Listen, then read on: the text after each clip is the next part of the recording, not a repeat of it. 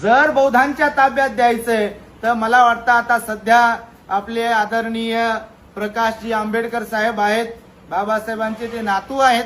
मी कोणत्या पक्षाचा नाही बापा, आता सांगतो, बिलकुल बाबासाहेबांचं शासन तर आलंच पाहिजे, आपल्या लोकांचं शासन आलं पाहिजे. तर सांगतो यासाठी की त्यांच्यावर समाजाचा विश्वास आहे, बाबासाहेबांचे ते नातू आहे आणि ते आता या लढाईमध्ये उतरत आहेत. सोशल मीडियामध्ये मी पाहतो आहे.